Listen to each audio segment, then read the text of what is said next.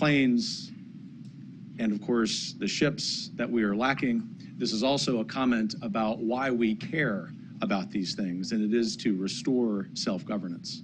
And obviously, as the Wall Street Journal has already reported this morning about the product that we have released today, it is about hard power. It is about the number of ships and planes we have. It's also about personnel. And we're having a very hard time, as some of our scholars have reported, in recruitment because of the woke agenda that one particular political movement in this country prioritizes over American military readiness. There is no way, as our scholars report, as you will hear today, that the United States can engage in a two-front war. And in fact, we're increasingly dubious that we could even engage in a single-front war because of this lack of readiness. Considering the existential threat in the world, which is the Chinese Communist Party, obviously rejuvenated after Xi Jinping's re-election on Sunday, the United States needs to get busy in fixing this problem. We're going to do so, of course, and we're going to do so not just by saying this is a blank check to spend on whatever the heck we want to spend, as long as you put military in it. Note that that's a warning from Heritage, not just to think that this is a blank check, but to spend, as we outline in our budget blueprint, on the right things for American military readiness to protect self-governance of free people around the world. The one person in Congress you could find who is so eloquent about this happens to be with us today. Congressman Mike Gallagher is, in fact, the man of the hour. He served Wisconsin's 8th Congressional District since 2017, 7 years prior in the U.S. Marine Corps, including 2 deployments to Iraq. He served on the Central Command Assessment Team in the Middle East and has worked with multiple agencies within the intelligence community. Congressman Gallagher serves on the House Armed Services Committee, the Permanent Select Committee on Intelligence, and the Transportation and Infrastructure Committee. From 2019 to 2021, he served as co-chair of the Cyberspace Solarium Commission, which develops strategic approaches to defense against evolving cyber threats to the United States. One logistical note, after Congressman Gallagher's remarks, we'll have a conversation with the editor of the Index, Dakota Wood, and our Executive Vice President, Derek Morgan. You will, of course, have opportunities to ask questions. Please join me in welcoming Congressman Gallagher.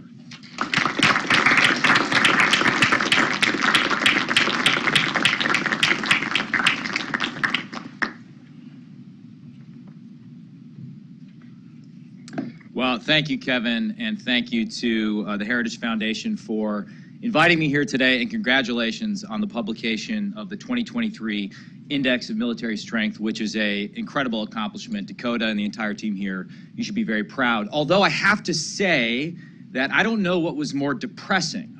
Watching my Green Bay Packers lose to the New York Jets, which I didn't even know was a professional football team until I was there on Sunday, or reading this year's military index, which for the first time in the history of the Heritage Index downgrades the overall rating of the U.S. military. It's now weak. Reading the index, I thought to myself, you know, it sure would be nice if we didn't have to spend all this money on military strength in pursuit of peace. But here's the problem. We've tried everything else, and none of it seems to work. For example, at the height of utopianism that characterized the interwar period, the Senate actually attempted to outlaw war by ratifying the Kellogg-Briand Pact on January 16th, 1929. The only no vote was actually Wisconsin Senator John Blaine, who, as the author of the 21st Amendment, must have understood that outlawing war would work about as well as outlawing alcohol. Blaine subsequently lost his Senate seat. He was censured by the Wisconsin state legislature for his vote, while Secretary Kellogg won the Nobel Peace Prize. But just a few years later, signatories, including Japan, Germany, Austria, Italy, violated the treaty, eventually leading to World War II. In fact, today, war remains outlawed, and yet war persists. Because these same utopian delusions persist. Consider President Biden at the UN last fall, wish casting that we were closing an era of relentless war, an opening one of relentless diplomacy, in which, quote, many of our greatest concerns cannot be solved or even addressed by the force of arms. Or days before Vladimir Putin's latest invasion of Ukraine, Biden's special presidential envoy for climate, John Kerry, expressing his confusion about the looming invasion, saying, I thought we lived in a world that had said no to that kind of activity. Meanwhile, senior State Department officials projected their enlightened sensibilities onto Putin, scolding him that instead of invading Ukraine, he should focus on building back better. Or consider the Biden administration's national defense strategy, the cornerstone of which is a concept called integrated deterrence. Beneath the jargon, the basic idea is that we can de-emphasize hard power, yet still bolster deterrence by better integrating soft power, allies, and technology into military operations. But here's the issue. While the Pentagon is talking about doing less, the rest of the interagency is not talking about doing more. If you examine the strategic plans released this year by the Departments of State, Treasury, Commerce, the term integrated deterrence is nowhere to be found. Thus, it fails on its own terms. Yet, the administration has gone farther, deluding itself into thinking that integrated deterrence succeeded in Ukraine. Barely 1 month into the war, anonymous Pentagon officials bravely bragged to the Washington Post that integrated deterrence comes out smelling pretty good from this. Yet tens of thousands of dead Ukrainians, millions more displaced, should not smell, look, or feel good. A Post profile lauding Austin's application of integrated deterrence in Ukraine included Undersecretary of Defense for Policy Colin Kahl boasting that, quote, we are literally defying the laws of bureaucratic physics by how fast we're going in Ukraine. Now, I'm a Marine, not a physicist, but Newton's first law of motion states that an object in motion will stay in motion unless acted upon by an external force. And on February 24th, 2022, deterrence failed in Ukraine because, as Putin put his invasion plans into motion, President Biden repeatedly signaled that he would not put American hard power in Putin's way. The president preemptively pulled American troops out of Ukraine, abandoned our embassy, sent our ships sailing out of the Black Sea, even seemed to greenlight a minor incursion. The administration went so far as to limit the pre-war transfer of defense equipment out of a fear that it might provoke Putin. Instead, the Biden administration largely relied on the threat of sanctions and sternly worded statements to deter Putin, and deterrence disintegrated at the cost of tens of thousands of lives, hundreds of billions of dollars, and increasing threats of nuclear escalation. Eventually, after we went back and forth on the House Armed Services Committee in a hearing, Secretary Austin and Chairman Milley actually admitted that integrated deterrence failed in Ukraine, and that, quote, short of the commitment of U.S. military forces into Ukraine proper, Putin was not deterrable. This was an important, if inadvertent, admission about the supremacy of hard power in matters of deterrence, one that has profound implications for how we deter a war with China over Taiwan. For when it comes to Taiwan, time is not on our side. We have entered the window of maximum danger, or the Davidson window, which is a reference to former Indo-Pacific Commander Phil Davidson's assessment that China may make a move on Taiwan within the next 5 years. Divesting of hard power within the Davidson window is dangerous. And yet the Biden administration insists on doing just that. The Biden defense budget would force the Navy to bottom out at 280 ships and the Air Force to cut over 1,000 airplanes by 2027, just in time for the PLA's 100th anniversary and target date for having the capability to take Taiwan. Most of the transformative technology that DoD is investing in with its much hyped 9.5% increase in the research and development budget, from hypersonic weapons to Joint All-Domain Command and Control, or JADC2, may not be fielded until the 2030s, if at all. Making matters worse, we are running low on the munitions that are essential to both Ukraine and Taiwan. 2 months into the war, we had already sent Ukraine a quarter of our entire Stinger stockpile and more than 7 years worth of javelins. Now, admittedly, some people think I'm too pessimistic and think that the 69-year-old Xi Jinping, who this week is securing a third term as General Secretary of the Chinese Communist Party, will abandon his lifelong ambition of taking Taiwan. But look at what he's just recently gotten away with. Hong Kong, genocide, covering up a coronavirus pandemic that's killed at least 6 million people globally. Furthermore, Xi's problems, structural economic slowdown, skyrocketing household debt, the demographic buzzsaw of dealing with more retirees than any society in human history, all get worse in the 2030s. Why would he wait?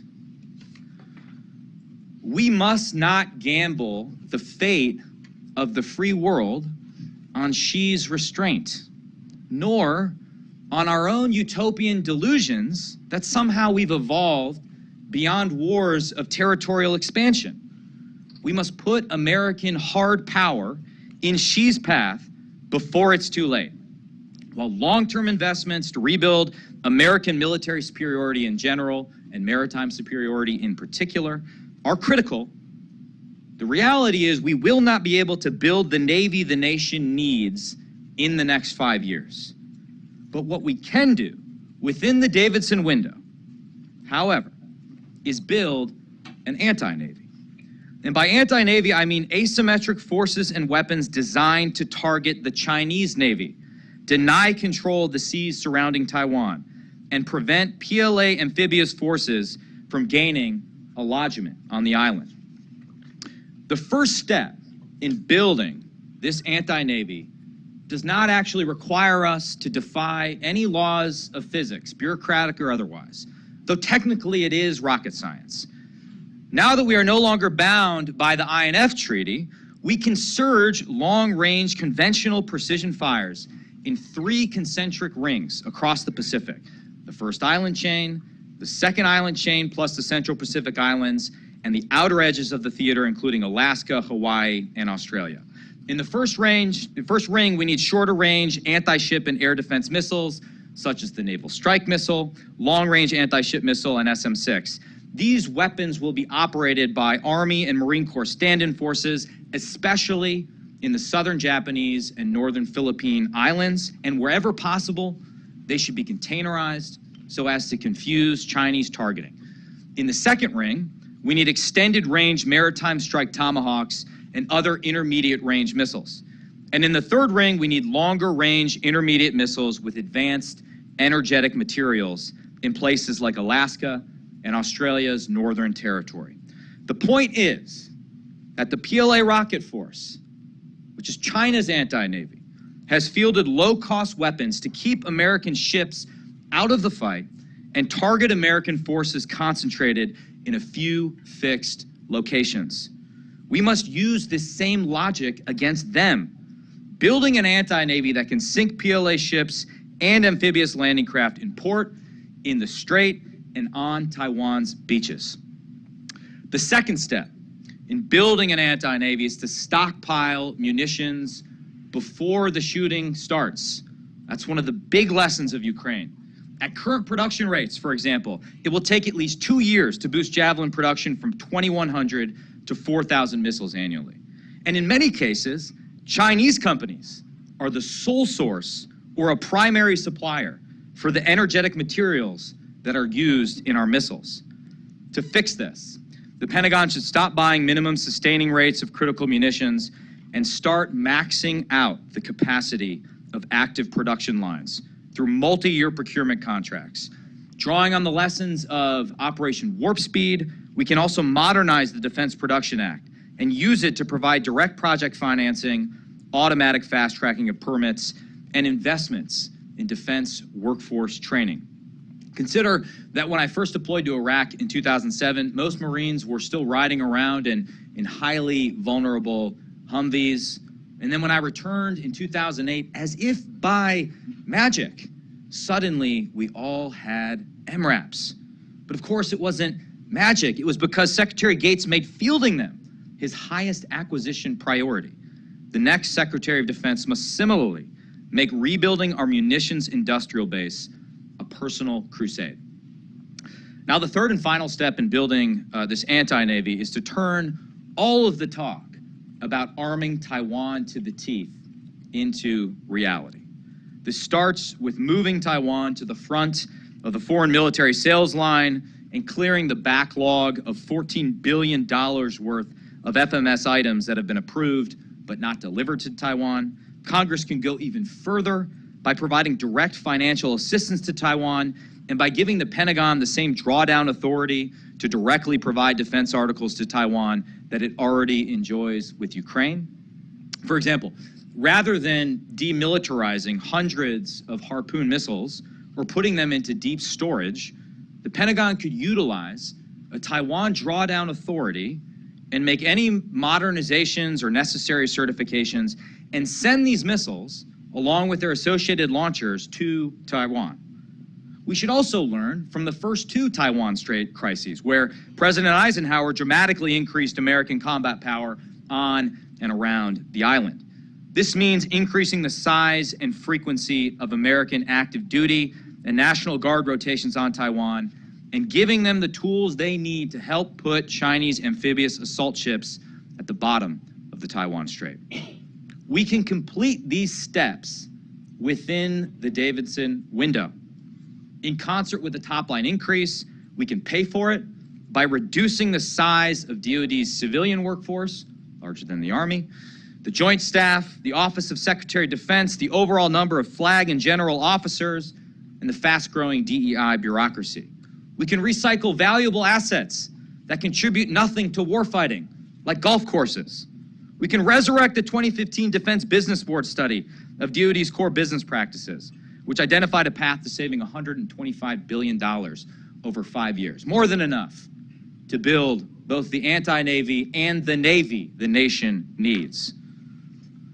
In other words, we don't lack options, we lack leadership. We lack leadership in the Pentagon capable of bending the bureaucracy to their will in service of a defense strategy that prioritizes hard power. And we lack leadership in the White House that understands the paradox at the heart of deterrence, that to avoid war, you must convince your adversary that you are both capable and willing to wage war. If we ignore hard lessons about hard power, if we continue down this utopian path of disarmament, or if we allow the fear of escalation to dominate our decisions, we will feed Xi's appetite for conquest and we will invite war itself. By choosing instead to put an anti-Navy in Xi's path, we can deter war in the short term and buy time to build a Navy that defeats communism over the long term. Thank you, and I'm happy to entertain some questions.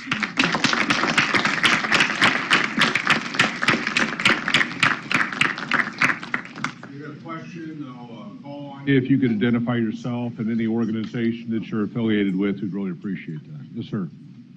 You have a microphone?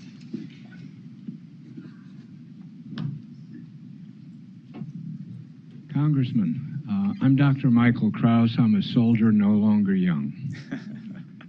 I recently celebrated at my family, I'll say 2 vignettes. One, I celebrated my 80th birthday. And I told my family of 8 grandsons and granddaughters that I was not doing a handoff very well. We're in for tough times. You give me the second vignette is now there is hope in the anti-Navy that you speak of. Now there is hope in doing the kinds of preparation. So my question to you, I've addressed Norwich University MS4 future leaders, and I've been pretty hard on them. What can I tell my grandsons and granddaughters that gives us the kind of hope that you just articulated, and also the MS4 new lieutenants in the Army and also the Marine Corps? Thank you very much. Well, thank you for your question. Thank you for your service. Though you may no longer be young, I'm told that old soldiers never die. They just fade away. It's a great Wisconsinite once said that, in fact. Or at least he got his commission to West Point from Wisconsin. I would say a few things. And I really am concerned. Something has happened in the last 6 years that or the last 2 years that I've never encountered in my time in Congress, which now I have parents coming up to me whose kids are considering going into the military enlisting or going to a service academy, and they're saying, you know, is this a good idea? And that's a new glitch in the matrix that is very, very troubling. So I would say, one, absolutely. I still think the best decision I ever made in my life was joining the United States Marine Corps. It's a phenomenal experience for every young men and women who want to serve this great country of ours. Absolutely do it. All the problems we have with perceived politicization of the military, I believe we can get those fixed. I believe we're going to have a very productive agenda if Republicans take control of the House, one that is squarely focused on warfighting and rebuilding our excellence and focus when it comes to matters of warfighting. I think you're going to see a change, and I think the American people are going to support that change. The other thing I would say, though, is in my mind, all of this comes down to basic love of country. In other words, how do you convince young men and women to fight and die for a country that in some parts of the country we're teaching them is evil or racist or a neo-colonial hellscape that must constantly apologize for its past sins and be afraid of its shadows? In other words, we need to have confidence that our values are indeed superior to the values, if that term is even the right one, that the Chinese Communist Party is putting out there. And the final thing I'd say is, I believe we do face an existential threat from the Chinese Communist Party. And so we're going to need everybody, those that choose to serve, those that choose to go to the private sector. We need everybody to get on Team America, because we're not destined necessarily to win this competition. We have to work hard, not only to prevent World War III, but win the long-term competition. So please don't lose faith in the basic goodness of this country. It may not be perfect, but it happens to be the best experiment in self-government in human history. So let us not screw it up. Let us not be the generation that screws the whole thing up.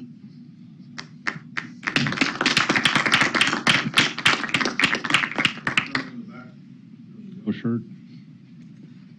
By the way, the hard questions go to Dakota's panel afterwards.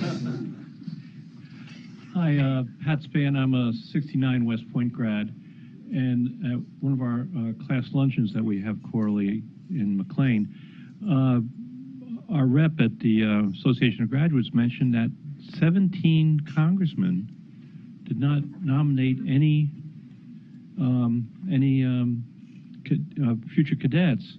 And my question is that I think a lack of interest in the young men or women, or is it something else in Congress? I can't believe because each congressman, for people to know, each congressman, at least when I was there, was allowed to have 5 cadets in resident at one time. So usually you had 1 a year, and then 1 year you had 2, and if someone dropped out, you could replace them the following year.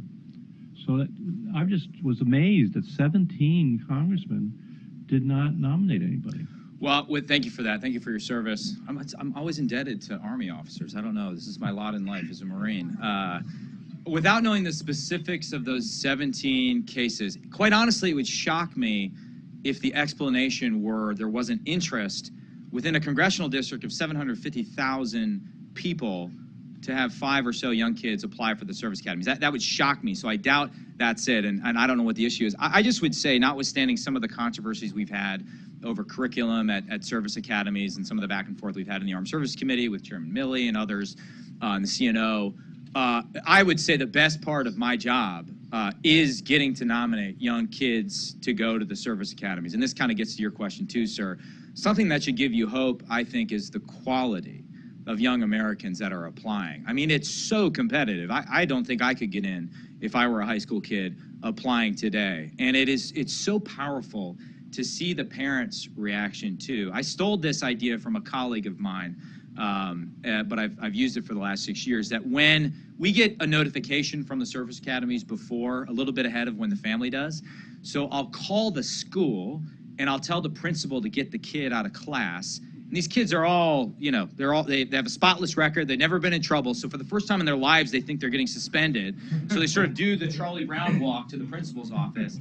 And then I'm on the phone or I'm there in person. And, you know, I say, hey, Mike Gallagher, you don't know me. I'm your member of Congress. I just want to be the first to congratulate you on getting in to West Point or Naval Academy. And we're just so proud of your accomplishment and look forward to you serving this country. And you know, a lot of times these kids will cry, the parents will cry. I had my tear ducts removed a few years ago in the Marine Corps, so I don't cry, but sometimes it gets a little dusty in the room. But it's such a great opportunity for kids that, I don't know, I have to look into those 17 cases. And if it's a matter of members of Congress not getting out there and promoting the opportunity, well, that's a dereliction of duty.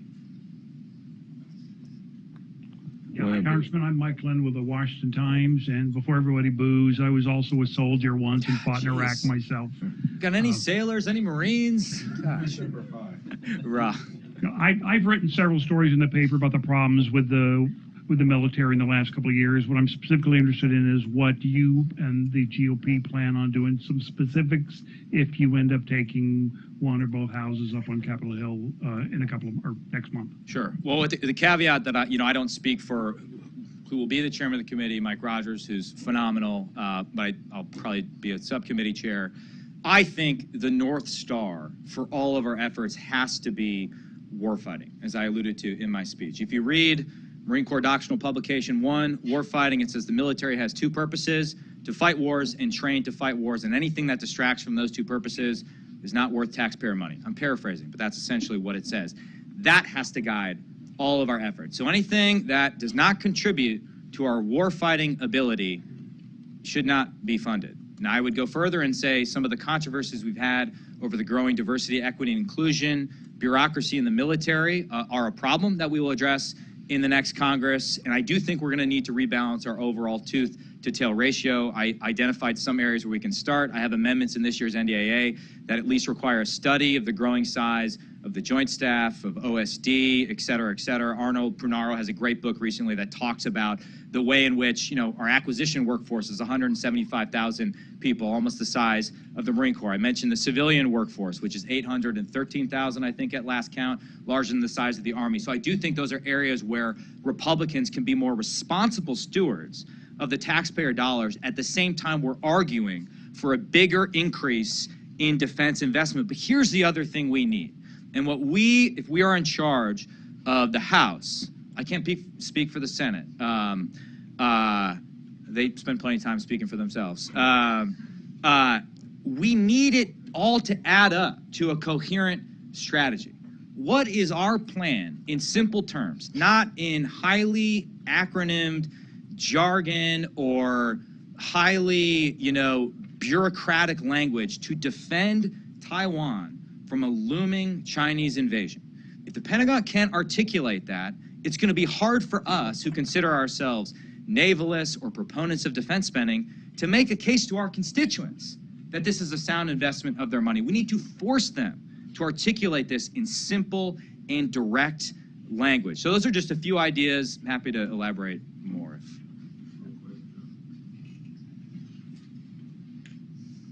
Congressman, I'm Harold Hagen, Major General, Norwegian Defense Attaché to the U.S. and Canada.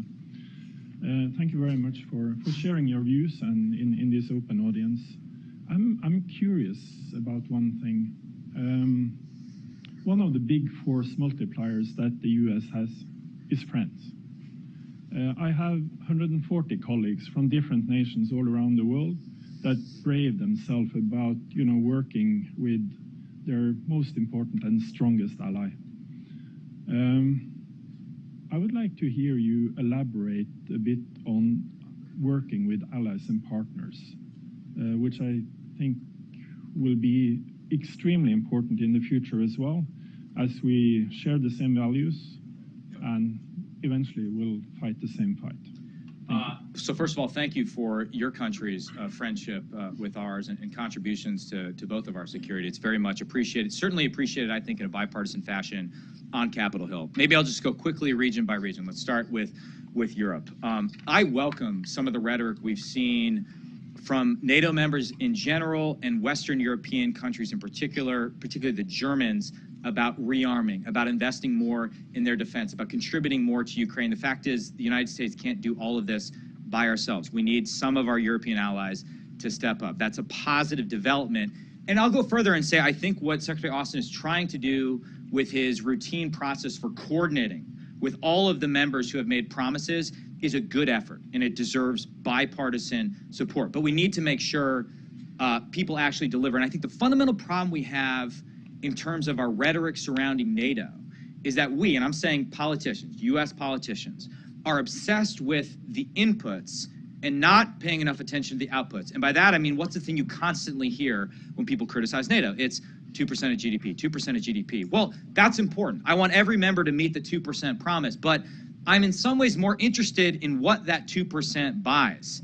And if it doesn't buy things that work together, if we don't have a coherent, integrated allied plan for defending the Baltic states against Russian aggression, then that money is wasted. We should also look for every opportunity to identify new partners who aren't former NATO allies, though we just got a couple more NATO allies, which is a good thing. I think the Ukrainians have proven how important it is and how powerful it is when you have friends that are willing to fight. And that, to me, for those who are concerned that we're overextended in the world and may want to retrench, well, maybe you can find efficiencies if you're willing to work by, with, and through allies and partners on the ground that can fight. That's the lesson I learned from my time in Iraq, and I think we saw that also play out in Syria, in some cases, and Afghanistan. Moving to the Middle East. When it comes to allies and partners, my concern is this administration, much like the Obama administration before it, has gotten the basic alliance structure wrong. There's a historic level of cooperation underway between Israel and the Sunni Arab Gulf states. We've never seen this happen before. We should harness it. The Abraham Accords is the foundation for regional stability. Put differently, if you want us to do less in the Middle East, the only responsible way to reduce American force posture is by working more aggressively with that emerging alliance. And it's alliance built in opposition to Iran. Iran is the long pole in the tent, right? We made the mistake under multiple administrations of prioritizing Middle East peace when that was not a top 3 issue for our Sunni Arab allies. So we have an opportunity in the Middle East to build upon the Abraham Accords and bring in some countries into that framework, not only sort of the grand prize, which would be Saudi Arabia, but that are in other regions, Indonesia, for example, which leads me to the Indo-Pacific. Yeah, obviously, I've been a critic of integrated deterrence. I've written about it. I just spoke about it. But if we wanted to integrate diplomacy into military deterrence in the Indo-Pacific, well, what would we be doing? Well, at the top of the list, as I alluded to, we would be spending a lot more time and energy building our relationship with the Philippines and Japan, 2 treaty allies that we need basing agreements with. We would be spending, in a way where you can get a lot of bang for your buck, a lot of time in all these islands that we tend to neglect, right? We've seen this play out in the Solomon Islands, the dangers of taking your eye off that ball and allowing the Chinese to fill the vacuum. The compact states. Why haven't we come up with an agreement with the compact states? That's low-hanging fruit in the Indo-Pacific. The head of, I think Vanuatu, or who was the head of Palau, was saying he's willing to host expanded U.S. military facilities and harden all of our infrastructure. There's so many opportunities across the Indo-Pacific. And the final thing I'd say is, I do think the heart of the free world is, and I don't mean this as an insult to anyone who's not in Five Eyes, but the fact is our Five Eyes partners are our closest allies. I salute the AUKUS agreement. I think that was a great achievement. I praised the Pentagon officials who are responsible for that. Here's the problem with AUKUS, and it gets to the main message I hope you take away from my speech. The promise of AUKUS is Australian nuclear subs that aren't going to be fielded until the mid to late 2030s. So that's good, but that doesn't solve our short-term problem. Why aren't we harnessing AUKUS in order to field technology in the next 2 years? I mentioned intermediate range missiles in Northern Australia. They could have sovereign control if they need it, but there are many ways where we can build upon our closest alliances. The other problem we have with AUKUS, with both the Brits and the Aussies, is we still have these arcane ITAR rules which prevent us from collaborating technologically. So that's just a long way of me saying, even in the alliances that we think are really healthy right now, there's so much more we can do to get more defense at less cost. Well, Congressman, thank you very much for being here today. That was an excellent opening and speech and elucidation of the principles of keeping America strong. Please join me in welcoming and thanking. Thank you.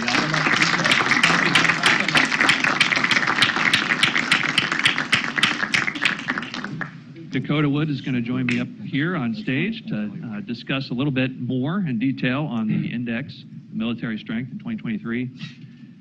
Dakota, we start here at Heritage. The first thing we talk about is the solid foundation of data and research. Can you just describe for a little bit how we came about to these conclusions we reached in the report? What kind of data are you looking at, and how do you build that foundation? Well, so we want to publish, so we don't delve into any classified materials. All the things that we go to are open source, and that could be interviews, certainly congressional testimony, budget documents. If the Army wants to buy something, they've got to submit a request for that, right? So we spend a lot of time building on a quarter century, 36 years, some of our individuals that have prior military service and are understanding these things, diving into those materials, and then extracting from the public record the things that are relevant to hard military power. And so every comment that we make in the index, every figure that we cite, every assessment is linked to some source, something like 2,500 footnotes or whatever for the geeks in the crowd, where anybody can go to the same material that we went to and then decide for themselves, are we accurately portraying it or not, right? So we think that it's a wonderful compendium of information that anybody else would have to spend months accumulating if they knew where to go. We put all that together in one volume, and it's that data that undergirds all of the insights and the final assessments, the conclusions we come to. Yeah, and that's we've got a long history at Heritage of doing that, of having, whether you agree with recommendations or not, you know where we found the data, you can go find it yourself. So that's wonderful to hear. Can you talk to us a little bit about this main headline that is coming out today, that we're regarding overall military strength as weak? How did we come to that conclusion, and what does that mean?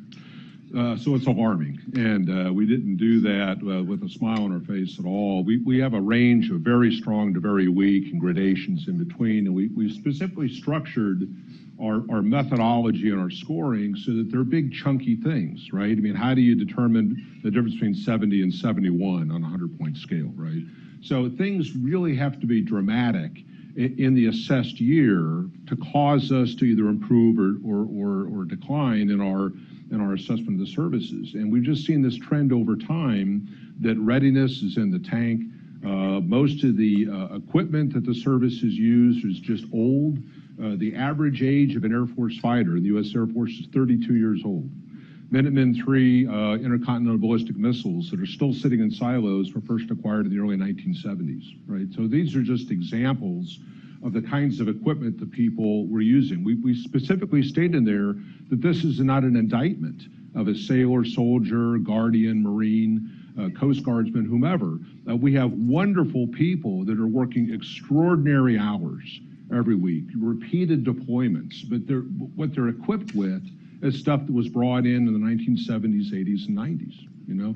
So if an aircraft off of a carrier or an air base flies a sortie of 2 or 3 hours, doesn't meet any opposition, doesn't drop a bomb, you're still using flight time on that airframe, right? And so over the last 20 years of sustained use, the services and their forces have just gotten progressively older. They're not being modernized or replaced, you know, in concert with that use. And so the military we have is just dramatically too small. The Navy is half the size it was during the Cold War. The Marine Corps and the Army, perhaps 2/3. The Air Force is short 650 pilots. So it's a numbers game. So what we did historically is see how much military power is actually used in a major war like Korea or Vietnam, Desert Storm, The United States would want to do that in more than one place at a time. So if we're going to commit to defense of NATO allies in Europe, does that mean that you can't cover down on Japan or the Philippines or providing support to Taiwan? So the ability to do two things in different parts of the world is really, really important. Our military is not up to that. And the readiness levels and the age of the equipment, the ability to fly and drive and shoot and train and all that stuff is just so low, we just had to lower the overall score for military power to that score of weak. Well, you've given us several headlines there, and one of the ones that drew my attention in the report, which is excellent, is the flight hours in the Air Force. Can you explain why it is that we're not giving our young pilots the hours that they need in flight? So it's a money issue and it's a perspective issue. So if you only drove your car once a week and everybody was saying that's all you really need, you think you're probably a pretty good driver. Until you get into a dicey situation, you're on a slippery road or heavy traffic or something like that, and then you find out that maybe once a week isn't enough. And so if you've got a driver who's driving 5 or 6 times a week, muscle memory, just a sense of what's going on. So for too many years, pilots have had this sense that flying just once or twice a week was good enough. And you supplement that with some study and maybe some simulator time, but you're good to go. Well, our operations in the last 20 years has been against terrorist groups and insurgents with no air power, no anti-air power, any kind of air defense sorts of systems. And so your ability to do things becomes normalized that you think what you're doing is good enough, right? So if we go back to the old days of the Cold War and you were actually flying against a competent, capable opponent, Air Force pilots would routinely fly 250, 300, more than 300 hours a year. Today, the average flight hours for an Air Force pilot across all type, model, series of aircraft is less than 120. And some of our most capable pilots in the most capable aircraft are down in the mid-70s. If you can imagine that, 74, 75 hours a year. So it's a funding thing. When you fund flight hours, cost and fuel and repair on the airplane is one aspect. But then there's this other aspect of, do I think I'm flying enough to be competent? Well, how do you measure competence? And so those things are really in question in that service, in particular in that area of flight hours. But we think we see echoes in other areas of military training in the other services. Yeah, could you speak to the U.S. Navy? You've mentioned that the fleet is about half the size it was in the Cold War, but I think you've told me before that we have about the same number of ships out at any given time deployed. So what does that do to Navy morale and recruitment and retention and just overall readiness? Well, like the Congressman, I'm a former Marine as well, so I try to keep things simple. If I have 2 cars at home and I'm running errands and I can use both, the wear and tear on a car is what it is. If I lose one of those vehicles and now I have to do everything with one, I have doubled the load on that. It's going to wear out faster, the tires wear out faster, those sorts of things, right? If I have fewer people making those deliveries, the time spent. So the same thing occurs with platforms, and Navy ships are a great example of this. If you were near 600 ships near the end of the Cold War, and you kept 100 deployed on average each day, and then today you have 292, I think I checked the numbers this morning, so half the number of ships, we still have 100 deployed every day. So each crew on those ships is working twice as hard. You're deploying the ships twice as often. Maintenance problems increase. You get into a shipyard, there are more things broken that I have to repair. The ship stays in for a longer period of time, so you can see how the backlog of maintenance of other ships waiting their turn, other crews waiting for their rest and to meet their families again, right? So when you have too few things, whether it's a plane or a ship, and they're still working at the same operational tempo, the system starts to break down. Well, we're going to have time for audience questions in just a moment. I've got one more while you're thinking of your question. And that is, I remember when I worked for Vice President Cheney, he used to talk about the Defense Department that he inherited when he was Secretary of Defense, and that it wasn't something that was built in a day. It was because of the Reagan defense buildup all through the 80s that allowed us to have a decisive impact and win against Saddam Hussein when he invaded Kuwait. And I think the military spending in the mid-80s was over 5% of GDP, about 5.7%. Today we're at about 3%. Can you talk to us about what it's going to be necessary to do over a long period of time in order to get us prepared to fight another major war. So my colleague Brent Sadler and I have friends in the submarine industry, and they will say that to train a welder to do the specific exotic welding that you would need to keep the submarine operational under the sea takes about 5 years. So if you wanted to expand production of a particular thing, you have to hire the workforce, you have to train them to a level of competency before you can even start delivering new materials to your force. The congressman had spoken about the munitions that we're providing to Ukraine in their war, trying to defend their own country against Russia.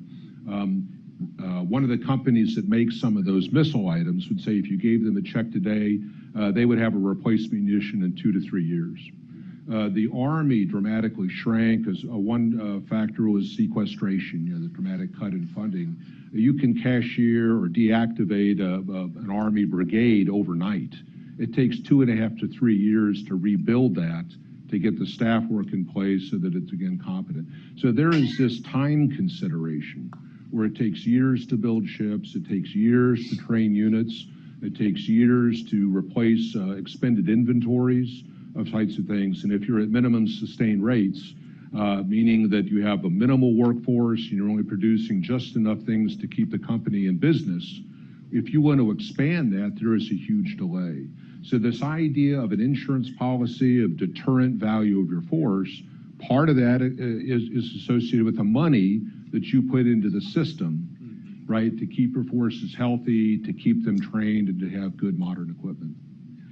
Yeah, and when we have a looming threat like China on the horizon, we have no excuse to not act today to build that army that we need for then. Okay, let's see. We have time for questions. Do we have any questions from the audience? We've got one in the back there. Wait for the microphone for the sake of our online and audience. Good morning. Thank you for coming. I'm an intern here, Vincent Palomo, but I'll also be commissioning into the Army in December. And as said before, the nature of the military is kind of changing and in some ways pretty demoralizing. And a big part of that, as Gallagher said in his intro, but didn't really touch it in his speech, was the personnel.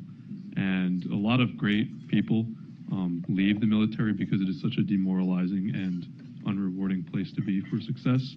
And that kind of leaves people who we don't want to be leading our military in, but also the people who leave, they're smart and they know what they're doing, and they go to these defense companies and kind of perpetuate the never-ending cycle of development instead of actually creating a product that we can sustain, as seen by all these aircraft and new Navy ships that don't work, we don't know how to use, and are inoperable. So what is kind of the plan to better the personnel in our military and ensure that we have strong leaders that can win a war? Thank you.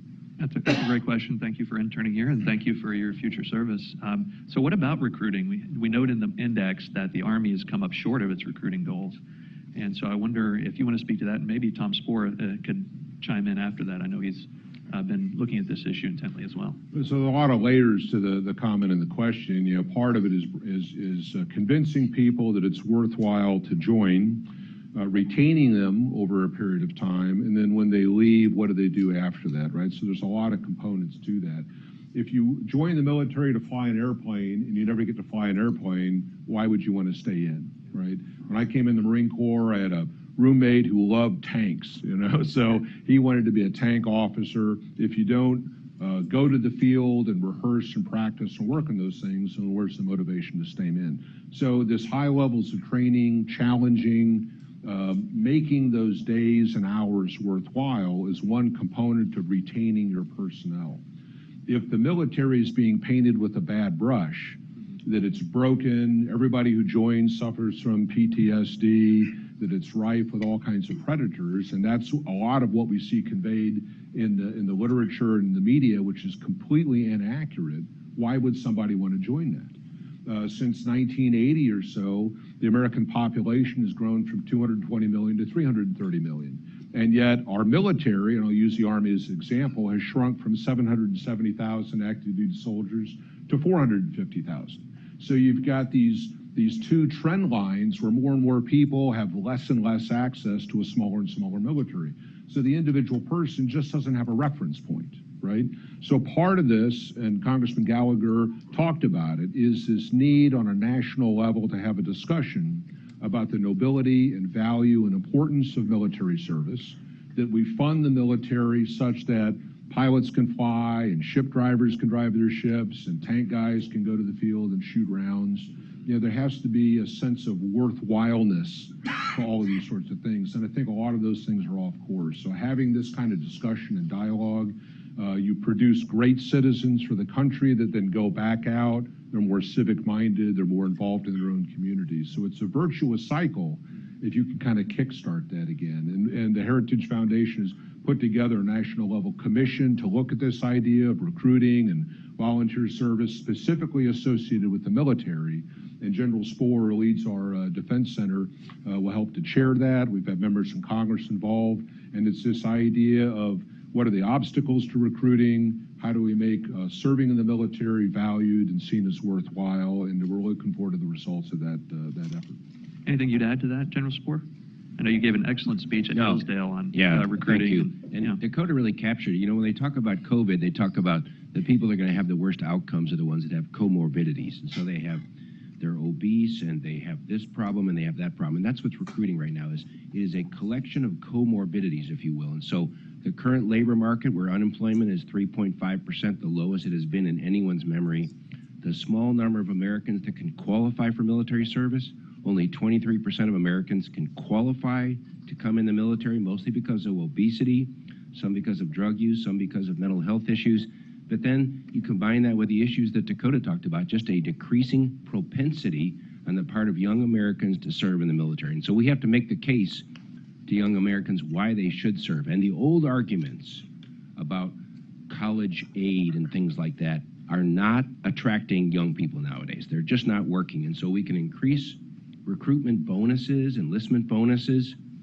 Money isn't touching this generation, and we have to think about this problem much more differently than we have in the past. And so I think that's the work that's cut out for all of us. We look forward to the results of that commission. That'll be really helpful. We have more questions. I think we've got one here. Maybe have time for two more. Hi, Lauren Fish, L3 Harris. What do y'all make of the seemingly growing disconnect between the urgency that we hear on Capitol Hill, including with Representative Gallagher about the China challenge, the Davidson window, clear senior leaders at DOD also expressing a time frame of 5 to 7 years of a Taiwan challenge. I've heard even sooner potentially from Capitol Hill leadership. And the lack of urgency, it seems, in the acquisition process. If we're really looking at a 5-year time frame, why aren't we stockpiling the way Representative Gallagher indicated today? Why aren't we buying more F-35s, things that can run off the production line right now? We have about 2, maybe 3 POM cycles before 2027. So how are we actually, what do you make of that disconnect? Does DOD not really see the challenge, or is it just bureaucratic inefficiency? Did you want to take that? Well, Dakota, I'm going to hand over to you, but I think it's an excellent question. You note in the index that China is our biggest threat. It's a peer or near peer competitor, and that we have to be ready to deter them and, if necessary, fight them. So how would you compare China versus Russia, and are we really ready if we act now, will we be ready to be able to confront and deter China? We've got this great graphic. It's a map-based thing in the index, and it talks about NATO member countries spending, right? And what you find is the people or the countries that are closer to Russia approach their defense spending more seriously. And so those levels are up, and the further away you are geographically, or the more distracted you are with more social spending at home, the lower those levels are. So the challenge with the United States is we're 7,000 miles away from China, big Pacific Ocean. How does it really affect Wisconsin or Florida or Missouri, right? In Russia, well, they seem to be handling it. One, they're performing fairly poorly. The Ukrainians are just doing extraordinary things, and we're giving them all this stuff. But how does that translate into having a ready squadron or brigade back here in the United States?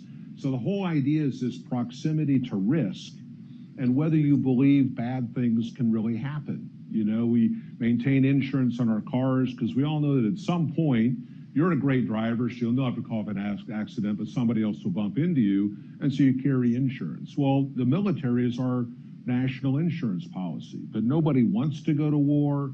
Few people believe we'll ever actually be at war. Integrated deterrence, with diplomacy and economic relationships will keep war from ever happening. So now you're a member of Congress. How do you make the case to your constituents that we need to increase defense spending? All politics are local. I'd rather have subsidized health care, subsidized education, subsidized whatever it might be, right? So all of this spending that occurs in Washington, D.C. goes to a lot of domestic issues. And if you want to put a dollar against defense, you're saying we actually might have to go to war. This would be the opponent. This would be the level of severity. And it's hard to really put data to that, you know, to say that by 2027, we will be at war with China. The level of risk is high, and so I feel a sense of urgency to do something today to be ready for a battle that I'm promising you will happen 5 years from now. Well, you can't make those guarantees, right? So I think it has to seep into the public psyche. Members like Congressman Gallagher, you know, making the case at a national stage level that these bad things do happen over which we have very little control over. You know, we didn't prevent Russia from going into Ukraine. I don't know if we can prevent Iran from actually developing a nuclear inventory of weapons. And yet, once the bad thing happens, it's too late. And so I think it's just human experience, intelligence, and some wisdom that we know we have to be ready and we have to allocate some of the nation's treasury to that end. And I'm encouraged at what I'm seeing among conservatives on Capitol Hill. They're understanding the threat of the Chinese Communist Party.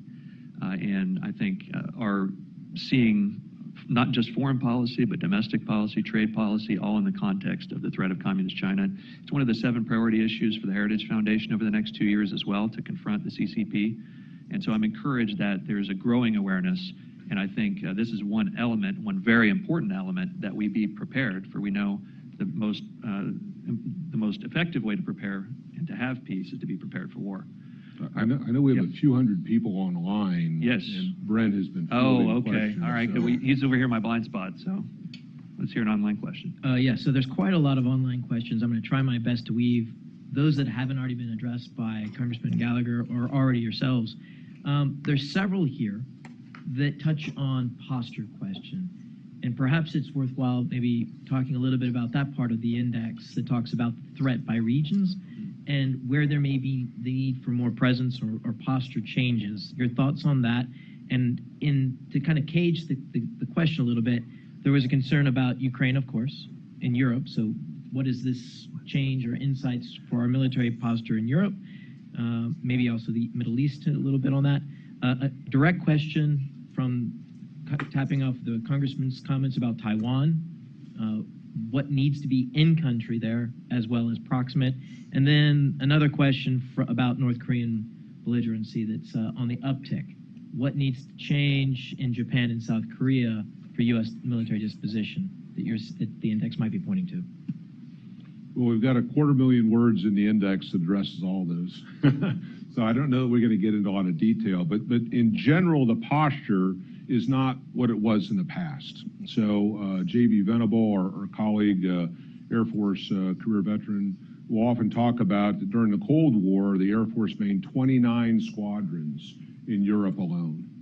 Today, the active component of the Air Force has 32 total. So 32 across the Air Force active. In the old days, you would have 29, you know, just applied to stationing in Europe. Today, the U.S. Army only has 2 brigades, a Stryker brigade and an infantry brigade, permanently based in Europe, a far cry from the level of U.S. presence, again, back in the Cold War. So there's rotational armor types of capabilities. The same thing, dramatic drawdown on the Korean Peninsula, minimal footprint in Japan, all things, you know, considered compared to the Cold War. So when the 90s occurred, we brought everybody back home, and we maintained essentially a token presence abroad in these other regions. 9/11 happens, now it's counterterrorism, counterinsurgency, primarily in Afghanistan and Iraq, and so we focus a lot of our operational presence there, but didn't really build up in any of these other locations in the world. So history has a way of coming back. Russia may be performing poorly, but look at the expenditure of munitions, the equipment, manpower, all the casualties and people that are pouring into that theater. So when we think about it from a U.S. presence perspective and our ability to support partners and allies, you just need more things forward postured. It takes 10 days to sail across the Atlantic. It takes 3 weeks to sail across the Pacific. And so again, that temporal, that time component, once a crisis occurs, it takes you months to prepare and to deploy and get there into place. So treaty obligations, looming threats, China's military expansionism, the stuff that Russia's doing, Syria, Iran, it just calls for a greater level of attention and investment of U.S. capabilities to buttress what our allies are also reinvesting in. I'll just kind of leave it at that and direct folks to the index, I think, for more detailed discussions. Well, that's a good place to end. We have run out of time, but we do have the index available. We also have, it's a great diagnosis and a description of where we are. We also have a series of recommendations that are available outside as well as to how to start to rebuild our military in a way that will make us be prepared to keep the peace. I want to thank everybody here and thank you for those who are online who watched. And until next time, thank you.